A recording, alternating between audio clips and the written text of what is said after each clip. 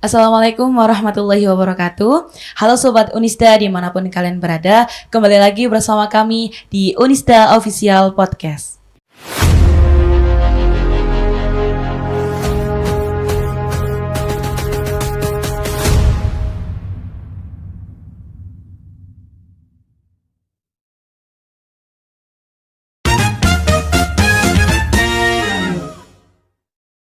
Di segmen kali ini, kita akan ngobrol-ngobrol santai dengan teman-teman mahasiswa yang mengikuti PPL Internasional.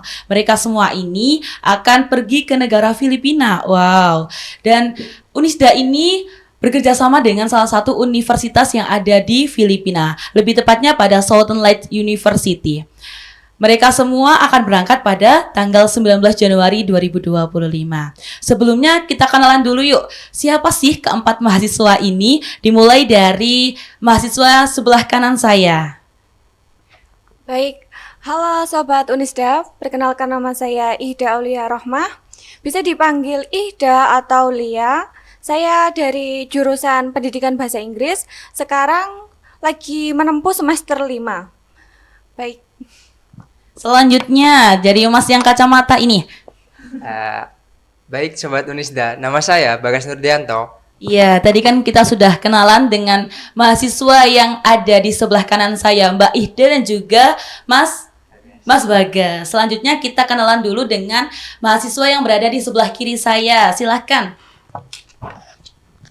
Halo Sobat Unisda, perkenalkan nama saya Belkis Raya Bian Paradista, biasanya akrab dipanggil Belkis.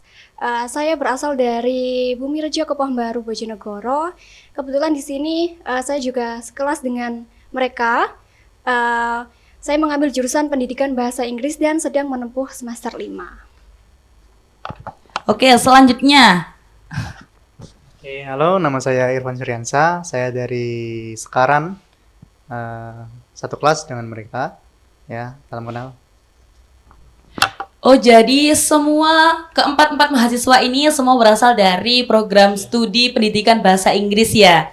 Iya. Menurut saya, kalian semua ini adalah mahasiswa spesial. Kenapa kok spesial? Karena dari sekian banyak mahasiswa yang ada di Unisda, kalianlah berempat yang berhasil terpilih mengikuti program PPL Internasional. Kira-kira apa sih motivasi utama kalian untuk mengikuti program ini? Gimana nih ceritanya kalian ini bisa tertarik untuk mengikuti program PPL Internasional ini? Jadi mungkin akan saya jawab terlebih dahulu Iya, ya. silakan. Untuk motivasi utama kita, pastinya menambah pengalaman kita, terus juga meningkatkan wawasan kita dan juga meningkatkan keterampilan kita. Apalagi seperti yang kita ketahui ini kan di skala internasional ya. Jadi kita rasa pasti banyak yang akan bisa kita pelajari nantinya dari program ini. Kita bisa menambah pengalaman kita yang keluar dari zona nyaman, yang biasanya kita nyari pengalaman cuman di sini-sini aja. Sekarang kita keluar negeri. Terus kita juga bisa meningkatkan kemampuan kita, meningkatkan kemampuan mengajar kita, meningkatkan kemampuan bahasa Inggris kita. Apalagi kan seperti yang kita ketahui bahwa di Filipina itu bahasa Inggris merupakan second language Mbak di sana. Jadi pastinya orang-orang sana itu lebih lancar bahasa Inggrisnya dan juga lebih matang gitu daripada kita. Jadi kita bisa belajar langsung dari mereka-mereka di sana. Terus juga kita bisa mendapatkan banyak wawasan nih. Seperti apa sih budaya di sana? Seperti apa sih sistem pendidikan di sana? Seperti apa sih cara guru itu mengajar di sana gitu? Apakah sama atau ada perbedaan dengan di Indonesia, dengan di sini gitu? Terus kalau jadinya kita ini percaya, kita yakin bahwa program ini merupakan kesempatan yang luar biasa untuk kita. Nah, insya Allah ya, kesempatan yang luar biasa untuk kita. Terus juga yang kemungkinan besar dan semoga nanti bisa membuka peluang lebih di masa yang akan mendatang untuk kita semua. Terus kalau untuk ketertarikan ya tadi, kalau untuk ketertarikan mungkin dari masing-masing kita itu punya versi ketertarikan tersendiri. Tapi yang jelas di sini kita pertama kali mengetahui program ini tuh dari sebaran informasi yang diberikan oleh dosen. Ya, kan biasanya kalau ada informasi-informasi itu pasti di-share lewat WhatsApp group ya. Nah, kita mengetahuinya dari situ. Terus kok wah kayaknya menarik nih, pasti bisa menambah pengalaman, pastinya ya banyak yang bisa kita pelajari gitu loh, banyak manfaat yang akan kita dapatkan gitu. Tapi terkadang muncul juga keraguan gitu. Wah, kok jauh ya? Gimana nanti di sana? Wah, apakah saya atau apakah kita ini pantas untuk program ini? Apakah kita mempunyai kualifikasi yang sesuai untuk program ini? Jadi kadang ada masa-masa itu muncul sebuah keraguan. Tapi untungnya sempat kita beberapa kali konsultasi juga, ngobrol-ngobrol ke dosen ya. Alhamdulillah kita selalu disupport, kita selalu mendapatkan motivasi yang akhirnya bisa meningkatkan ketertarikan kita akan program ini gitu. Jadi alhamdulillah itu juga bisa memangkas atau meng-cut off keraguan-keraguan kita yang muncul sebelumnya. Oke, bisa kalian ceritakan nggak gimana awal mula seleksi kalian mulai dari pendaftaran sampai akhirnya kalian dinyatakan lolos seleksi PPL Internasional ini? Kira-kira ada nggak tantangan terbesar yang kalian hadapi? Jadi kan dimulai dari pendaftarannya. Itu diseleksi setiap satu mahasiswa FKIP mulai dari kualifikasi nilai TOEFL. Jadi mahasiswa disortir yang nilai TOEFL-nya tinggi. Terus yang untuk prodi bahasa Inggris itu disortir melalui kualifikasi nilai speaking di tes mata kuliah sebelumnya ya. Lalu setelah sudah terkumpul beberapa nama, kita lanjut tes apa aja, Mbak? Tes Wawancara. wawancara awal itu ya, wawancara itu dengan dosen PBI itu full Inggris. Walaupun kita sama-sama dari Unisda, tetap wawancara full Inggris. Terus ada micro teaching. Nah, kita mengajar dalam full bahasa Inggris juga. Nah, setelah itu juga ada wawancara lagi yang antara kita dengan pihak partner kampus yang dari Filipina itu, Southern Light. Ya, itu juga full English. Nah, jadi benar-benar semua dari awal sampai akhir itu full English. Ya. Oke, wah jadi semuanya ini full menggunakan bahasa Inggris ya. Jadi Sobat Unisda, ya kalau kalian tahun depan minat untuk atau tertarik untuk mengikuti PPL Internasional ini, mulai dari sekarang, ayo kita upgrade kemampuan bahasa Inggris kita. Siapa tahu tahun depan waktunya kalian nih yang berangkat. Iya. Selain kalian melakukan seleksi, kira-kira persiapan apa lagi yang harus kalian persiapkan dengan matang sebelum kalian akhirnya berangkat ke Filipina? Baik, untuk pertanyaan kali ini mungkin bisa coba saya bantu jawab ya. Untuk persiapan, kalau dari persiapan secara akademik, alhamdulillah sebelum kita berangkat, yang mana 4 hari lagi, mohon doanya ya, Sobat Unisda. Selama 1 bulan kita ada pembekalan, yang mana pembekalan itu ada kita dikasih atau diajari cara mengajar dan juga ya bahasa juga, kelancaran. Lalu untuk persiapan mental tentu kita juga banyak-banyak berdoa dan juga minta doa dan saling menguatkan, menyemangati antara dosen atau kita sesama ini. Baik, seperti itu. Mungkin menambahi. Iya, silakan. Pastinya kita juga harus menyiapkan jasmani dan rohani kita supaya di sana sehat-sehat saja gitu. Dan pasti juga belajar banyak budaya. Kita harus udah searching nih, budaya apa aja sih di Filipina itu, gimana sih cara bertahan hidup di sana gitu, supaya nanti kita di sana udah siap mental, siap jasmani rohani untuk menghadapi culture sana. Seperti itu. Iya, jadi banyak sekali ya persiapan yang harus kalian siapkan mulai dari sekarang. Kira-kira karena kalian kan sudah melakukan beberapa proses seleksi yang panjang dan juga mempersiapkan diri dengan matang, apa makna penting PPL Internasional ini bagi pengembangan diri kalian dan juga nama baik Unisda? Baik, Sobat Unisda. Makna penting bagi pengembangan diri saya, mungkin PPL ini adalah kesempatan yang sangat bagus untuk diri saya sendiri, karena saya dapat mengembangkan lebih jauh lagi kemampuan saya dalam mengajar, dalam mencari ilmu mungkin di luar negeri, karena ini juga pertama kalinya saya mencari ilmu tidak di negeri kita sendiri. Dan mungkin kesempatan ini benar-benar sangat bagus dan rugi kalau saya tidak ikut. Sangat bermakna sekali. Saya mungkin akan terus mencoba dengan sebaik mungkin mengajar di sana, membawa Unisda, karena moto Unisda sendiri adalah University with Global Vision. Jadi mungkin membawa nama baik Unisda di luar negeri sana. Ya, selain itu juga kan kita memperkenalkan budaya kita gitu ke sana. Kan sempat juga kita sudah ada kelas budaya apa sih yang nantinya akan kita bawa ke sana, seperti makanan khas Lamongan, terus juga seperti baju yang akan kita presentasikan nanti di sana. Nanti kalian kan akan membawa salah satu makanan khas dari Lamongan. Kira-kira apa nih makanannya? Soto Lamongan sama gimbal jagung ya. Ya kita udah sempet praktek juga kemarin itu.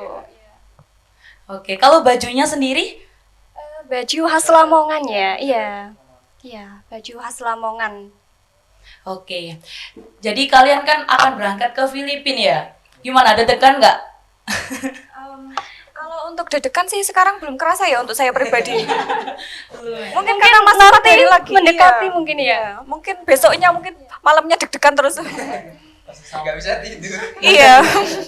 Selama kalian mempersiapkan untuk keberangkatan ini, kira-kira ada nggak pengalaman yang unik atau menarik pada saat kalian mempersiapkan keberangkatan ini? Pastinya ada. Apa tuh, apa? Ini bagi saya ini pengalaman yang unik. Terus juga kalau diinget-inget itu bikin ketawa sendiri gitu, Mbak. Jadi kalau nggak salah kita waktu pengurusan paspor. Nah, ini kan termasuk first time ya buat kita semua ya, ngurus paspor untuk pergi ke luar negeri. Nah, waktu pengurusan paspor itu kita kan daftar online dulu nih, nyari imigrasi, kita hunting imigrasi. Itu benar-benar memakan banyak tenaga, pikiran, dan juga waktu.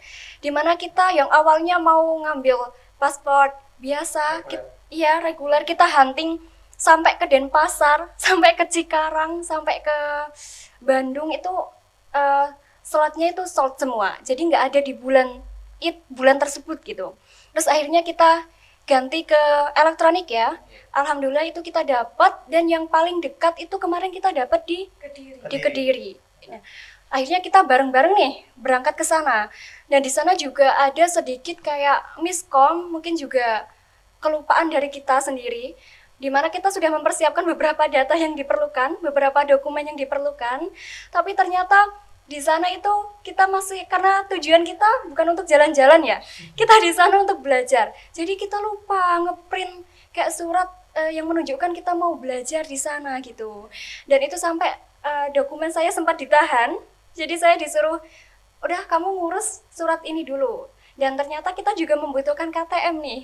Nah, dan waktu itu ada juga yang KTM-nya ketinggalan, dan untungnya bisa diakses melalui Siakat Unisda.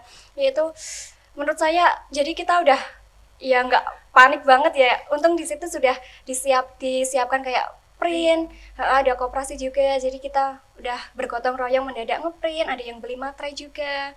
Terus juga sampai ke pengambilan paspor. Pengambilan paspor, 2 boy ini yang berangkat. Jadi 2 cowok ini yang berangkat. Mungkin karena mikirnya, daripada nanti ngomong 2 cewek yang rewel ini, jadi mereka berangkat sendiri. Di sana mereka effort sekali ya, berangkat pagi, bawa bekal, sampai ngemper.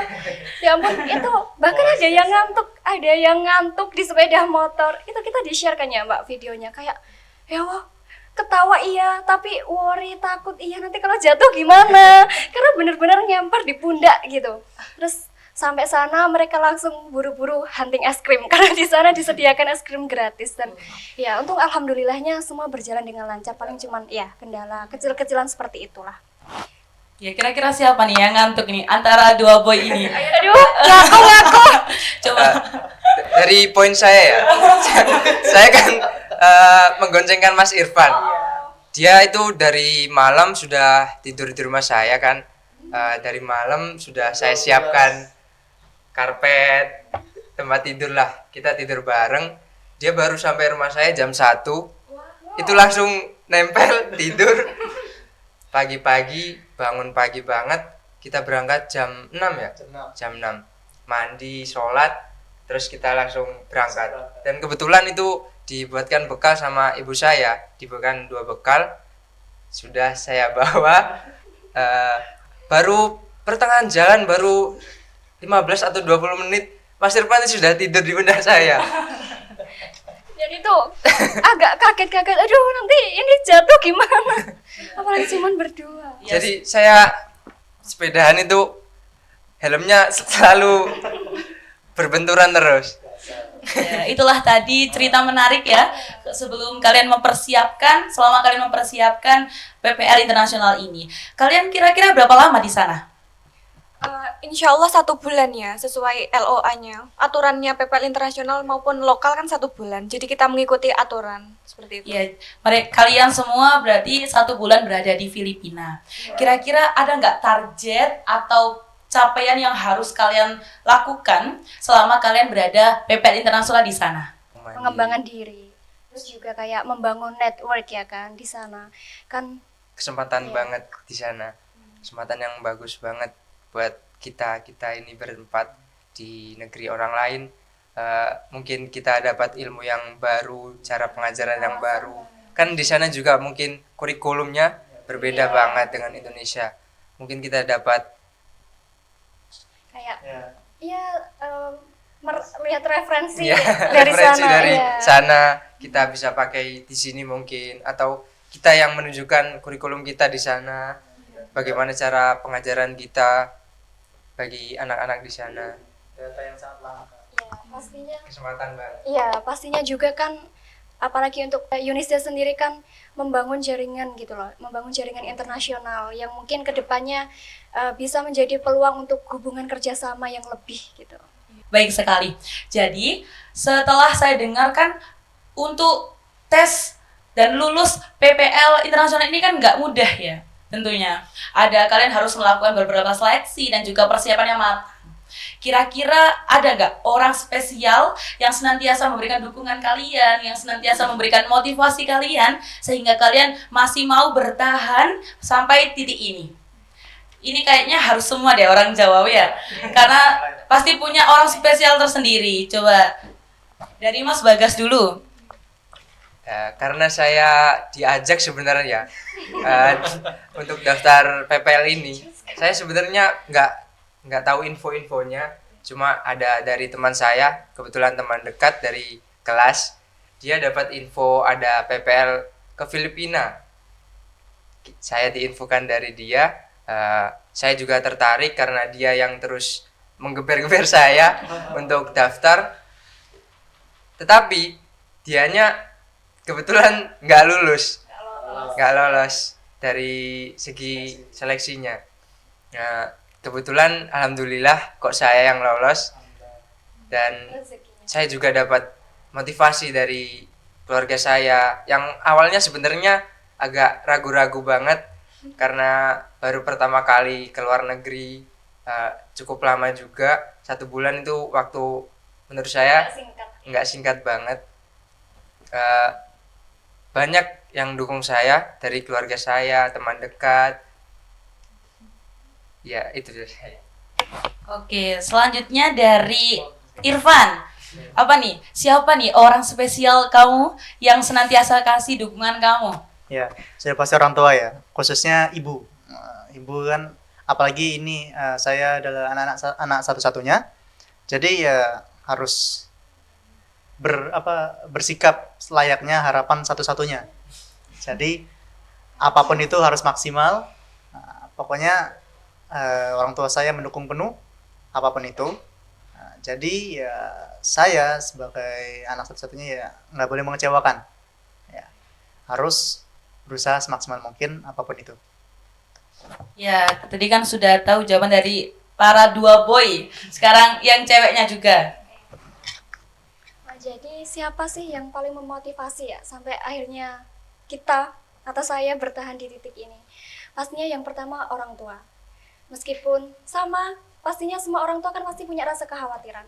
Sempet nggak dibolehin atau bukan nggak dibolehin, kayak khawatir, nggak tega melepas, apalagi kan belum pernah sejauh ini gitu dalam jangka waktu yang menurut kami memang tidak singkat gitu. Tapi setelah akhirnya ngobrol-ngobrol lagi, alhamdulillah dapat restu penuh dan makin kesini makin disemangati.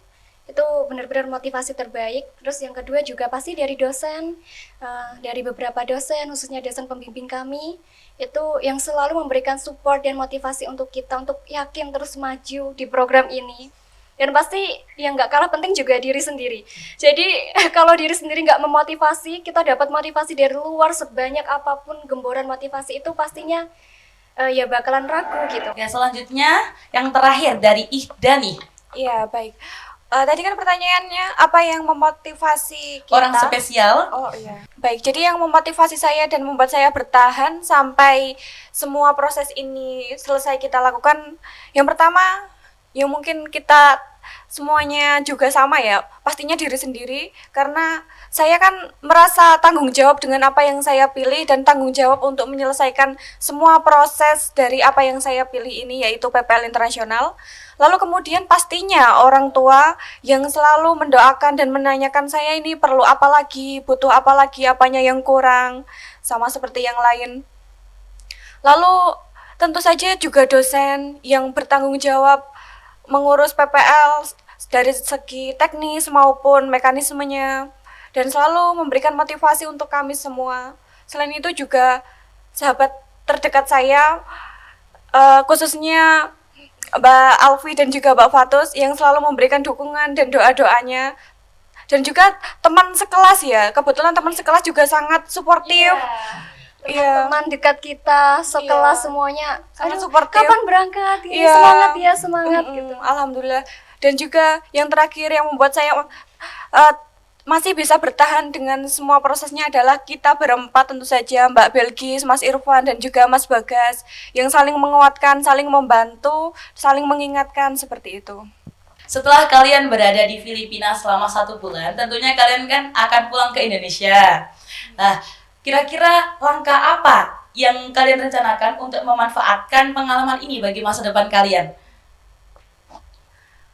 Baik, karena salah satu tujuan kita mengikuti PPL adalah untuk membuka peluang di masa depan, maka dari itu tentunya setelah PPL ini berakhir, langkah atau keinginan kita adalah untuk semoga kita bisa mendapatkan peluang dari jalur PPL ini, mungkin mengembangkan pendidikan di luar negeri atau mungkin kesempatan yang lain di luar negeri maupun di lokal. Iya. Kemudian langkah yang mungkin bisa kita ambil setelah mengikuti PPL ini adalah karena PPL Internasional adalah salah satu kesempatan yang bagus ya, mungkin bisa kita manfaatkan untuk membuat skripsi ataupun penelitian.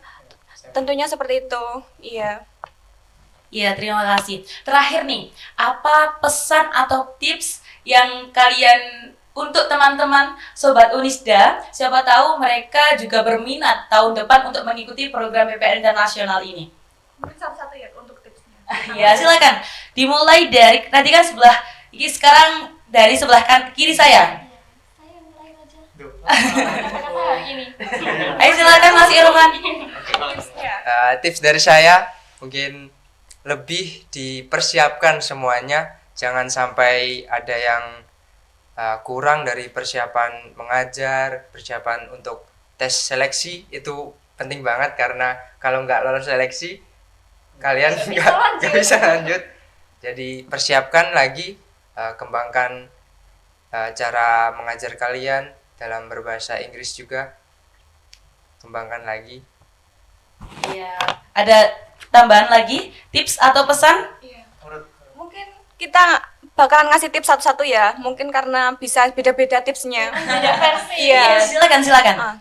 Kalau untuk saya sendiri ya, tips mengikuti PPL Internasional ini jangan takut mencoba, karena walaupun semuanya serba Inggris, takut nggak bisa bahasa Inggris, coba aja dulu, karena kan nanti kita ada pembekalannya.